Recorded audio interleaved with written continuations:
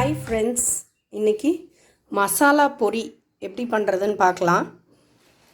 இது ரொம்ப ஹெல்த்தியான ஒரு ஸ்நாக்ஸாக இருக்கும். அதாவது டயட்டில் இருக்கிறவங்கெல்லாம் கூட இது சாப்பிடலாம். இப்போது நம்ம அரிசி பொரி வச்சு மசாலா பொரி பண்ண போகிறோங்க. அதுக்கு வேணுங்கிற சாமான் வந்து பொரி வந்து அரிசி பொரி ஒரு இந்த 250 ml கப்பால் 12 கப்பு இருக்குங்க. அதாவது 3 படின்னு சொல்லுவாங்க. 12 கப்பு இருக்குது இதில். அப்புறம் பூண்டு ஒரு 10 பல் இருக்கும், 10லேருந்து 12 பல். கருவேப்பிலை கொஞ்சம்.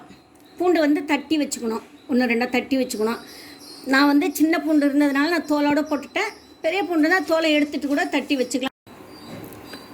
தனி மிளகாத்தூள் ஒரு 1/2 ஸ்பூனுங்க. சாம்பார் மிளகாத்தூள் 1 ஸ்பூன். மஞ்சத்தூள் 1/4 ஸ்பூன். தூள் உப்பு வந்து ஒரு 1.5 ஸ்பூன், 1.5லேருந்து 1. அது நமக்கு தேவையான அளவு பார்த்துக்கலாம். ஏன்னா பொரியில் வேறு உப்பு இருக்குங்க, அதனால் பார்த்து போட்டுக்கோங்க. நீங்கள் வாங்குகிற பொரி உப்பு இல்லாத பொரியா உப்பு உள்ள பொரியான்னு பார்த்து போட்டுக்கோங்க.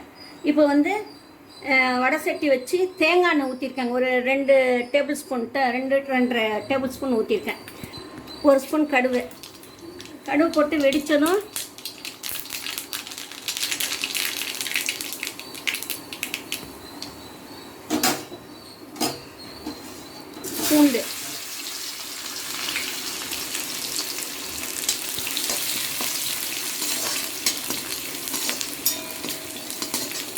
பூண்டு, கருவேப்பிலையும் போட்டுடலாங்க. அது ரோஸ்ட் ஆகிட்டுங்க. மசாலா சமண பொடி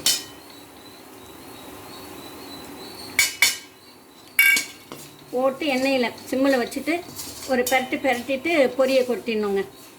இல்லது மிளகாத்தூள்லாம் கருகி போயிடும்.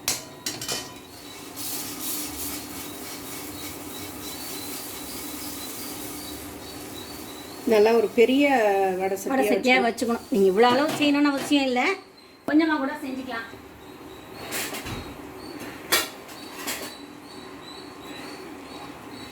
பரட்டுறதுக்கு இப்படி ஒரு சின்ன தட்டு ஒன்று எடுத்துக்கிட்டு இப்படி பரட்டினீங்கன்னா தான் பரட்ட முடியும். கலந்துட்டேங்க. மீடியம் ஹீட்டில் வச்சுருக்கேன். கொஞ்சம் சூடு ஏறினதும் ஆஃப் பண்ணிடலாம். ஆஃப் பண்ணிவிட்டு கொஞ்சம் நாள் எண்ணெய் சட்டிலே நிப்பாட்டிட்டு கொஞ்சம் 2-3 தடவை கொஞ்சம் நாளைக்கு ஒரு தடவை பரட்டி விட்டுட்டு அதுக்கப்புறம் கவரில் போட்டு டைட்டாக கட்டி வச்சிட்டோன்னா, கவரில் போட்டு டைட்டாக கட்டி வச்சுட்டு இன்னொரு கவர்லேயும் போட்டு வச்சிடணுங்க. சவுக்காமல் இருக்கும். சூடு ஏறிட்டுங்க, ஆஃப் பண்ணிடலாம். அப்புறம் இதிலே கூட நம்ம பொட்டுக்கடலை, வேர்க்கடலை எல்லாம் வறுத்து இதோட போட்டுக்கலாம். முன்னையே இந்த பொரிக்கு முன்னாடி அதை போட்டு வறுத்துட்டு பொரியும் போட்டு மிக்ஸ் பண்ணிக்கலாம். எங்கள் வீட்டில் வெறும் பொரியாக கேட்பாங்க, அதனால் வெறும் பொரியாக நான் பண்ணிடுறது. நீங்கள் வேணால் பொட்டுக்கடலை, வேர்க்கடலையெல்லாம் போட்டு மிக்ஸ் பண்ணிக்கலாம். நல்லாயிருக்கும். அது இன்னும் இடையில கடிக்கிறதுக்கு. என்ன ஃப்ரெண்ட்ஸ், இப்போது மசாலா பொரி எப்படி செய்கிறதுன்னு பார்த்துருப்பீங்க. நீங்களும் இதை வீட்டில் ட்ரை பண்ணி பாருங்கள். உங்களுக்கும் ரொம்ப பிடிக்கும்னு நினைக்கிறேன். இதை வீட்டில் ட்ரை பண்ணி பாருங்கள். ட்ரை பண்ணி பார்த்துட்டு உங்கள் ஃபீட்பேக் என் கமெண்ட் செக்ஷனில் போடுங்க. Please do like, share and comment on all my videos. And also do subscribe to my channel. Meet you in my next video. Till then, take care and bye-bye.